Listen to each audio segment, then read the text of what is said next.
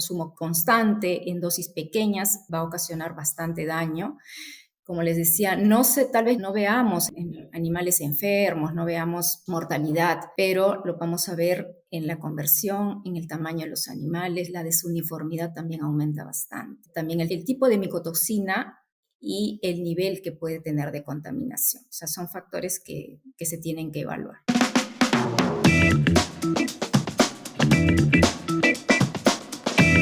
Hola, bienvenidos a nuestro Avipodcast, este lugar de encuentro donde los expertos en temas de avicultura nos comparten sus conocimientos, sus experiencias. Mi nombre es Rubén Merino y voy a ser su anfitrión el día de hoy.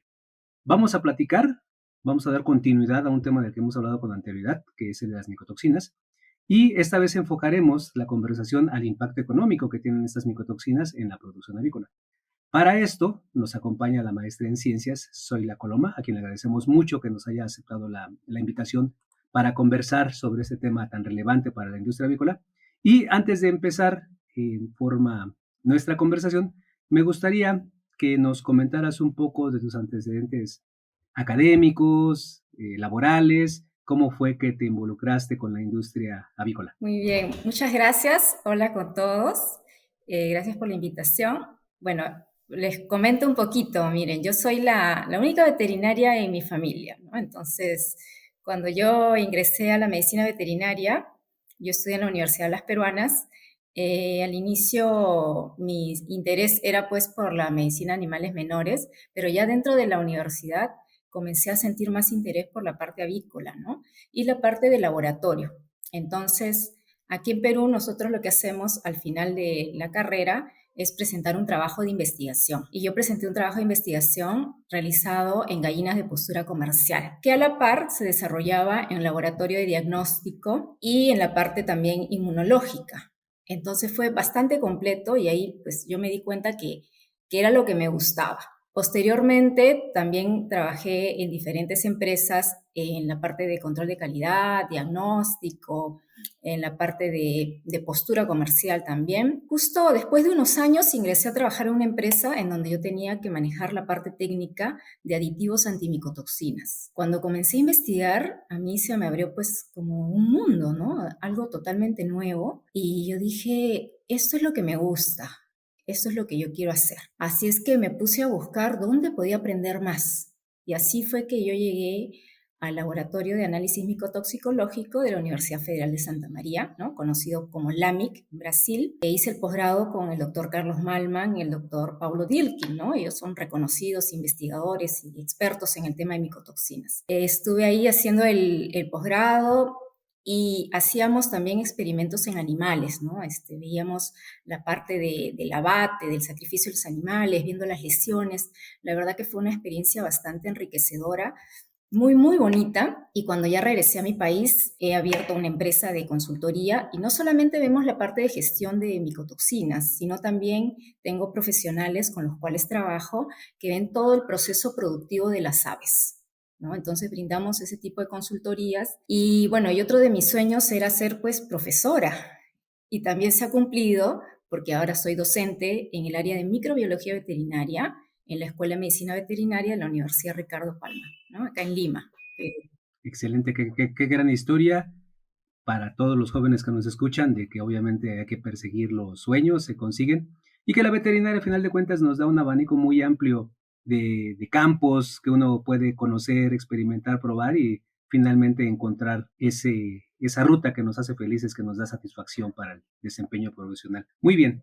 Para entrar en contexto con las micotoxinas, estas las conocemos desde el principio, bueno, ya como identificadas como tal con ese término, desde la década de los 60 del siglo pasado y siguen siendo de importancia en la avicultura y no nada más en esta, ¿no? Pero obviamente lo que nos interesa a nosotros es la parte de avicultura. ¿Por qué siguen siendo tan relevantes después de tanto tiempo? Bueno, las micotoxinas son algo bastante peculiares, ¿no? Porque son bastante complejas. Manejar las micotoxinas es tener que ver diferentes aristas desde diferentes puntos de vista.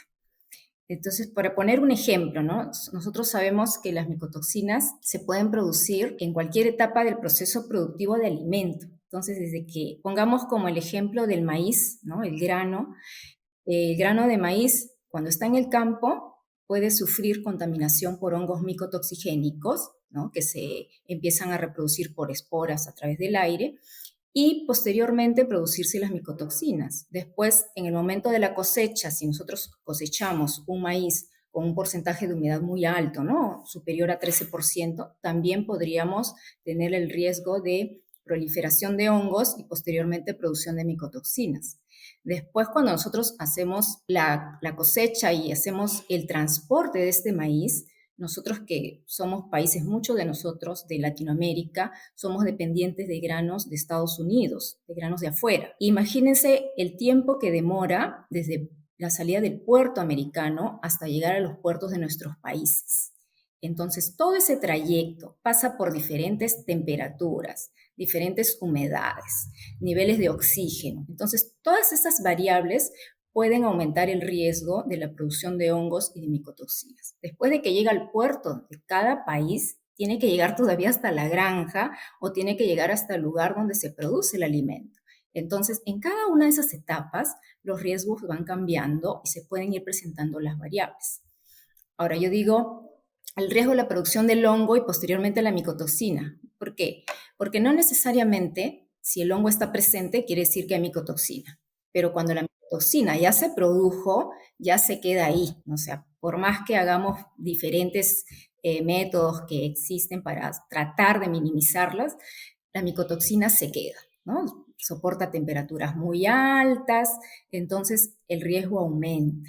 Es difícil de controlar. Ahora, sumado a esto, que la presentación de las micotoxinas es heterogénea, ¿no? Si nosotros tomamos muestras de alimentos de un mismo lote de maíz o un mismo lote de alimento ya terminado, pues, y las enviamos al laboratorio, nos van a salir diferentes niveles de contaminación, ¿no? Por la heterogeneidad. Y otro riesgo, otra variable que es importante y que nos hace complejo el manejo de las micotoxinas es que un hongo micotoxigénico no produce solamente una micotoxina, puede producir varias micotoxinas. Entonces, los riesgos aumentan, ¿no? O sea, es complejo, se puede manejar, sí, pero hay que manejar diferentes puntos de vista. Claro, y un factor crítico, por supuesto, entonces es la toma de muestras, ¿no? Para los volúmenes. No profundizamos en el tema, pero si de por sí es difícil pensar en eso, que haya producción mixta de micotoxinas y luego los procedimientos para la toma de muestras no es la correcta, pues corremos riesgo de no saber exactamente a qué se está enfrentando la industria con esto. Así es.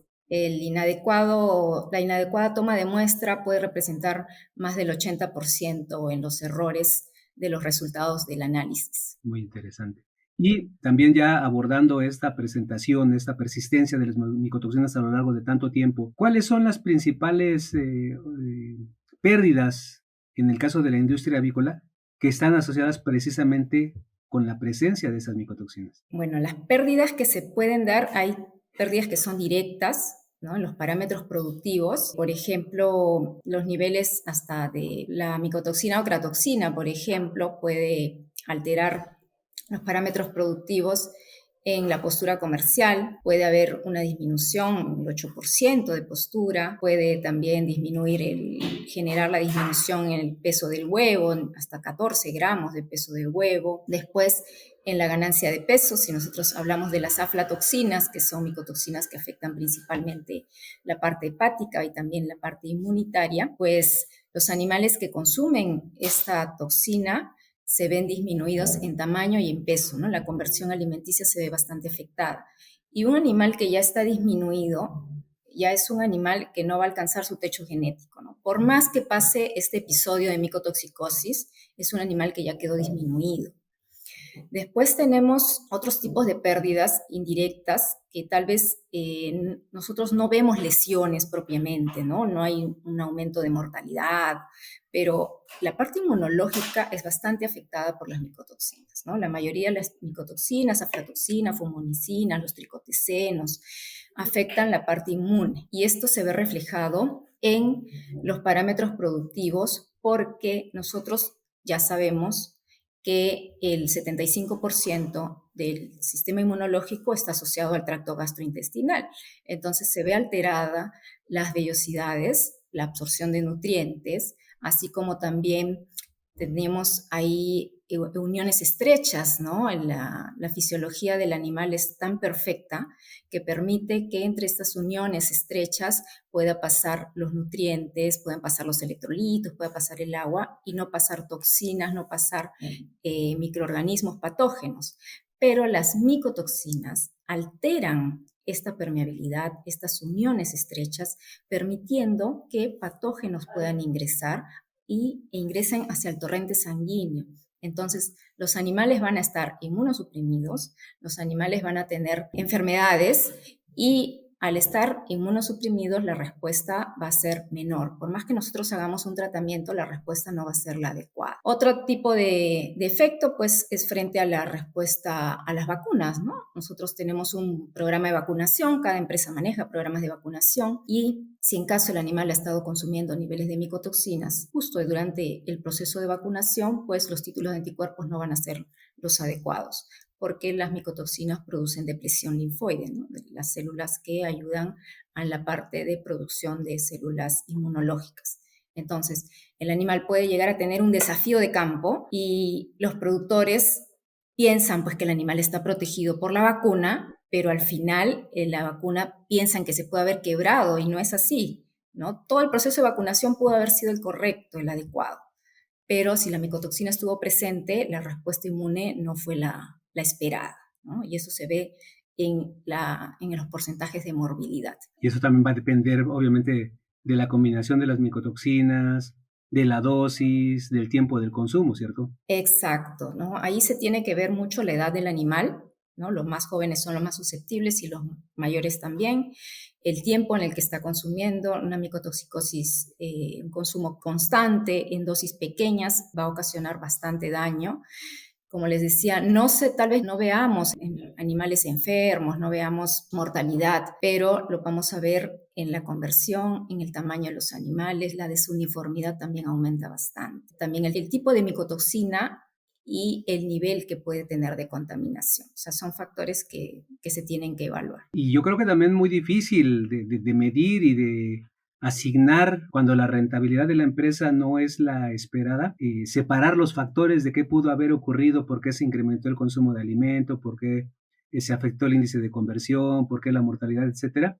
Porque yo he escuchado incluso el término, digamos, medio caricaturesco, de decir las mitotoxinas, ¿no? Porque que si realmente existen, si realmente tienen el efecto que de ellas se dice, porque luego a veces a nivel científico, en publicaciones científicas, vemos las dosis con las que se está tratando a los animales de experimentación y que son dosis demasiado altas como para algo que se llegue a presentar en forma natural, ¿no? Pero también es en esa misma experimentación, bajo condiciones controladas, pues no se replican las condiciones en las que las aves están expuestas, quizá a una menor dosis, pero también factores estresantes de otro tipo. Sí, es multifactorial. Ahora, nosotros no podemos decir que toda la culpa la tienen las micotoxinas, ¿no? Nosotros en veterinaria hablamos de la triada epidemiológica.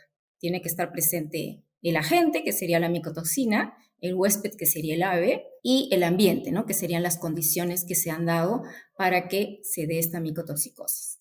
Entonces, si están presentes, podemos relacionarlo con las micotoxinas. Si no, también hay que ver otros factores, factores sanitarios, la bioseguridad, cómo es que se está manejando, que si hacen un buen control de plagas, si el personal está capacitado. O sea, son diferentes variables que se tienen que evaluar. Nosotros cuando hemos hecho evaluaciones en campo, con animales con condiciones de crianza tradicional y con contaminación natural, ¿no? De acuerdo a cómo llegaba el insumo, así es que hacíamos la prueba.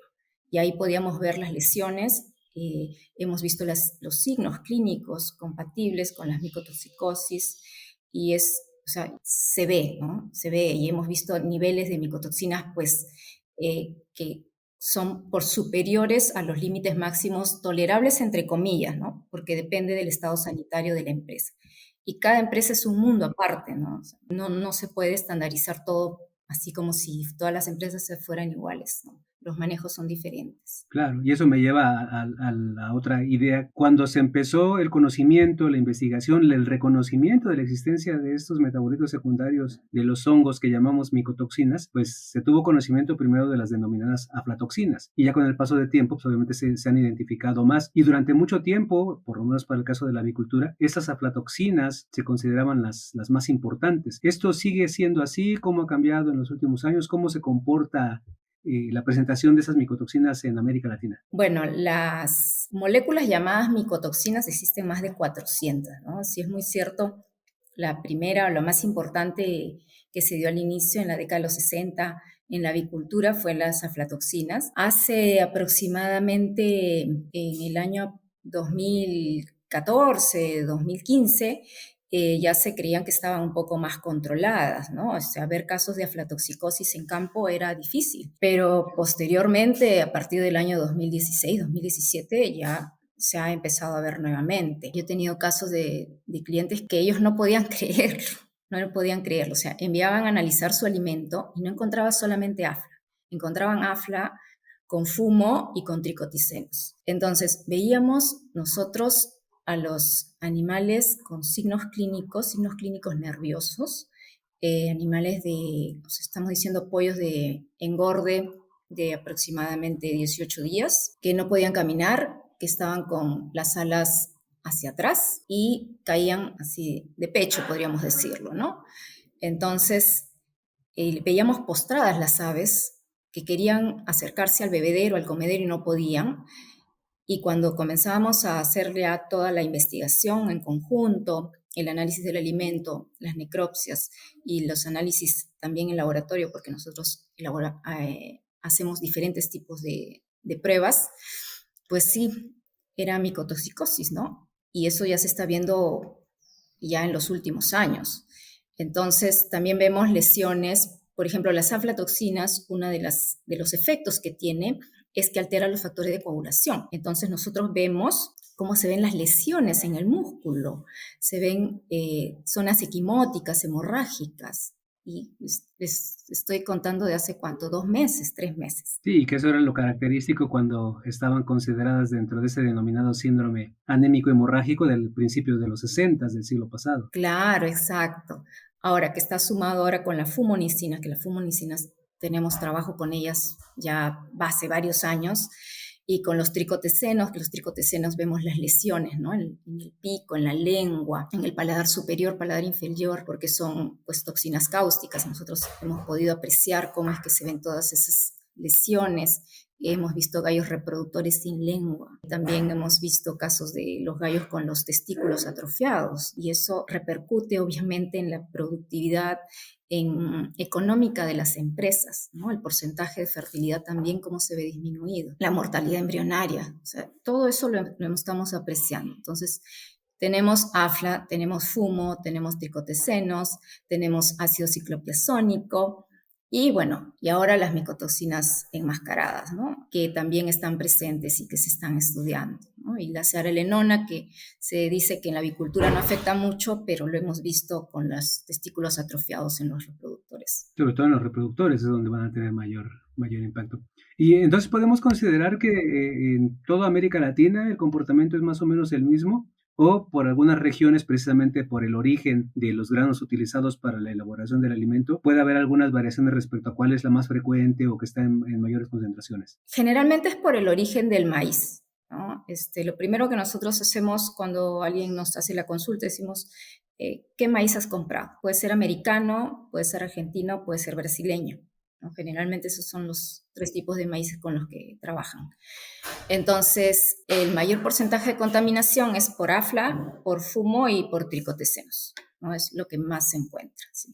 Eso varía y también depende, pues, cómo es que almacenan el grano, ¿no? Todos esos procesos que manejan dentro de las empresas. Sí, por supuesto, la época del año. Oye, y dado que entonces que estas micotoxinas, pues lamentablemente para la industria avícola, y no nada más para esa, ¿no? Para toda la industria alimenticia global, ya lo mencionabas al principio, pues es prácticamente inevitable que en algún punto del desarrollo de la planta, el crecimiento, la cosecha, el transporte, etcétera, se formen estas micotoxinas. ¿Cuáles son entonces algunas de las estrategias disponibles para disminuir ya sea la absorción de estas o los efectos negativos que pudieran tener la ingestión en los animales? Bueno, hay recomendaciones que son bastante generales, pero siempre considerando, como le digo, la realidad de cada empresa, ¿no?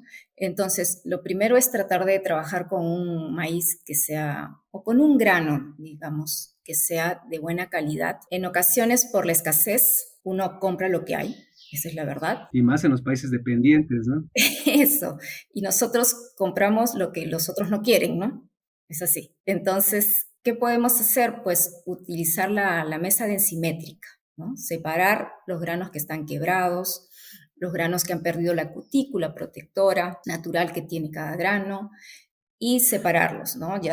Ya se sabe, ya está reconocido que estos granos quebrados, partidos, tienen mayores niveles de contaminación. Entonces, tratar de trabajar con los granos más enteros posible. Después, otra recomendación sería, pues en el mercado se comercializan muchos aditivos antimicotoxinas. Entonces, utilicen uno que sea adecuado para el proceso productivo que tienen, ¿no? Para la edad del animal, para las micotoxinas y los niveles de micotoxinas que pueden tener y que sean aditivos de eficacia comprobada, o sea, que se hayan probado in vivo, ¿no? Porque in vitro a veces las condiciones de laboratorio no son las mismas que de campo. Y si es que un aditivo funciona o no, ¿quién nos lo va a decir? El animal. O sea, el animal es el que nos va a mostrar si es que el aditivo está funcionando o no está funcionando. Y para esto también tienen que hacer muestreos, enviar muestras al laboratorio periódicamente, saber con qué maíz están trabajando. Llevan un historial de sus proveedores y de la época del año en que están comprando a ese proveedor y hagan un análisis, ¿no? Comparen, vean qué pasó en esta época, qué proveedor le compramos, qué niveles de contaminación tuvimos, cuáles fueron los parámetros productivos. Otra cosa, como estamos con esto del cambio climático que nos está afectando y la producción de micotoxinas se va a dar en mayor cantidad y otras nuevas micotoxinas también. Entonces, veamos, todo está en Internet, toda la información está en Internet. Podemos ver cómo está la lluvia en el país proveedor, de nuestro proveedor, también cómo está la cosecha, si han tenido una cosecha superior a lo esperado, ¿no? Porque ese porcentaje de exceso, obviamente que no tienen almacén, o sea, no está planificado almacenar ese maíz, ese grano. Entonces, las condiciones para ese maíz de excesivo, que fue un exceso en la producción, pues las condiciones de almacenaje tal vez no van a ser las más adecuadas. Entonces ya sabemos más o menos qué vamos a esperar, qué es lo que se está viniendo y poder tomar medidas, ¿no? Preventivas en ese caso. Sí, y complementarlo con lo que decías también antes, ¿no? Decías, por ejemplo, el porcentaje de grano roto, que evidentemente es muy importante. Contenido de humedad del propio grano, material extraño, todas estas situaciones. Y es común que en las plantas de alimento, cuando se está recibiendo el transporte que lleva el grano, en esas plantas de alimento se cuentan con los laboratorios para hacer los análisis. Obviamente hay diferentes tipos de análisis, ¿no? Unos más sofisticados, más precisos, más caros, más lentos, unos un poco más rápidos, digamos, casi inmediatos, también con sus limitaciones respecto a la precisión en la detección.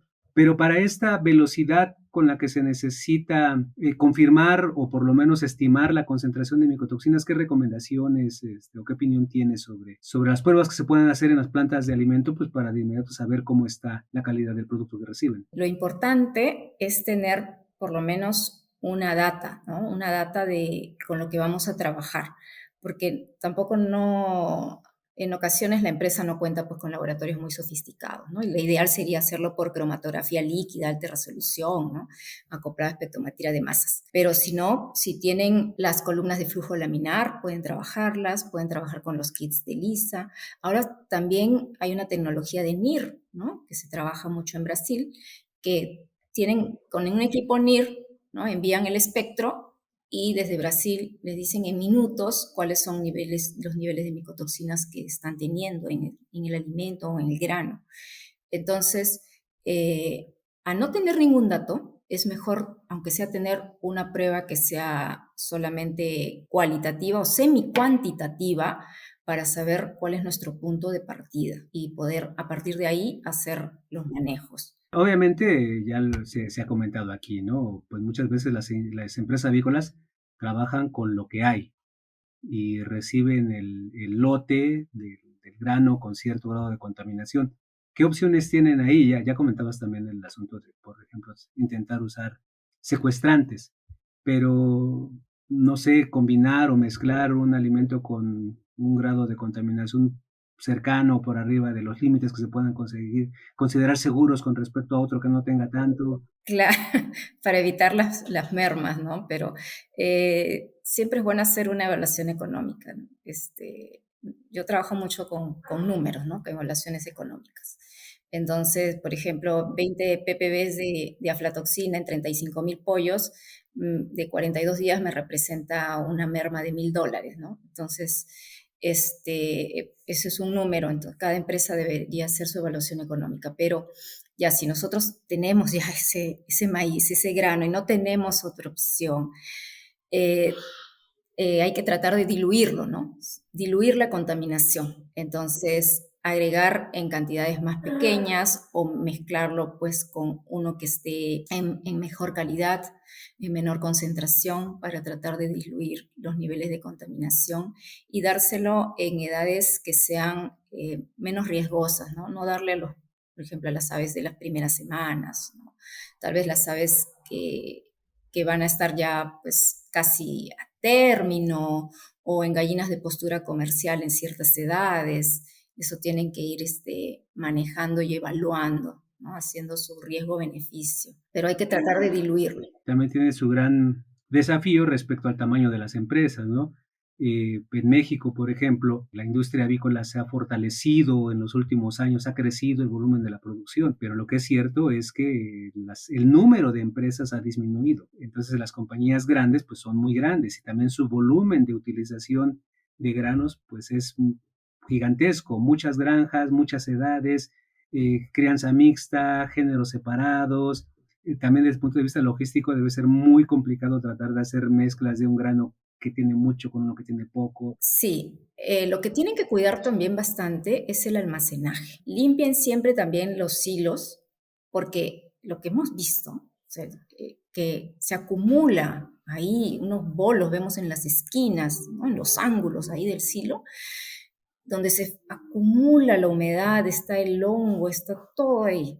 Entonces, tiene que haber limpieza, tiene que haber limpieza de todo el circuito en sí, de todo el circuito donde se produce el alimento. Y bueno, hay productos también para poder manejar el tema de los hongos, ¿no? De la producción de hongos.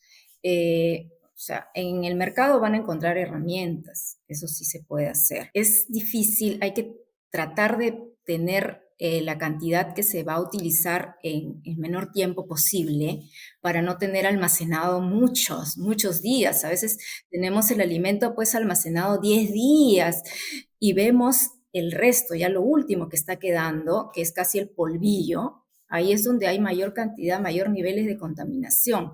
Y justo cuando le han dado el polvillo, empiezan los problemas, ¿no? Entonces decimos, ¿pero qué pasó? A ver, ¿y qué tipo de alimento? Pero y todavía dicen, pero es del mismo silo que le hemos estado dando. Ya, pero ¿cuánto tiempo ha estado el alimento ahí almacenado? ¿No? Entonces, y coincide. Mucha información, obviamente un tema muy, muy interesante, muy importante. No sé si tengas algunos comentarios, algunas reflexiones para que quienes nos ven, quienes nos escuchan, puedan profundizar en el conocimiento, en el reconocimiento de las micotoxinas, la micotoxicosis, las recomendaciones para su prevención, para su control, a manera de comentarios finales. Sí, a pesar de que es complejo y es con lo que van a estar toda su vida, toda la vida productiva, vamos a tener tema de micotoxinas, siempre tengan un historial, ¿no? De de sus análisis, analicen periódicamente para que puedan saber cómo están trabajando, con qué niveles están trabajando, reconozcan también cuáles son sus mejores proveedores, como les digo, las épocas del año donde pueden tener mayor riesgo, ¿no? Menor riesgo. Utilicen pues aditivos que sean de eficacia comprobada, tengan un buen control en el manejo de los silos, la limpieza, también control de roedores, eso es muy importante, evitar que el maíz esté expuesto, por ejemplo, a los pajaritos que van a pues a malograr toda la superficie, toda esta cutícula que está cubriendo el grano y que le está quitando la protección y que puede generar proliferación de hongos. La bioseguridad es bastante importante, ¿no? En ese sentido, y capacitar al personal para que puedan hacer el trabajo de manera adecuada. Esas serían las recomendaciones finales. Recuerden que con el cambio climático van a estar apareciendo también diferentes micotoxinas. Recuerden que un hongo produce más de una micotoxina, la multicontaminación va a estar presente, entonces tenemos que tener cuidados adecuados para esas situaciones. Excelente, muy bien, pues médica veterinaria y maestra Zoila. Antes de despedirnos, quisiéramos pedirte que nos sugieras, que nos recomiendes a un profesionista que sea como un referente de la industria avícola local peruana o de Latinoamérica, en cualquier campo de la avicultura, en la nutrición, en la salud, en cualquiera de ellos, para que pudiéramos invitarlo a que como tú nos comparta experiencias, como conocimientos sobre esos temas de avicultura. Sugeriría que inviten al doctor Omar Pachas García. Él es un médico veterinario peruano.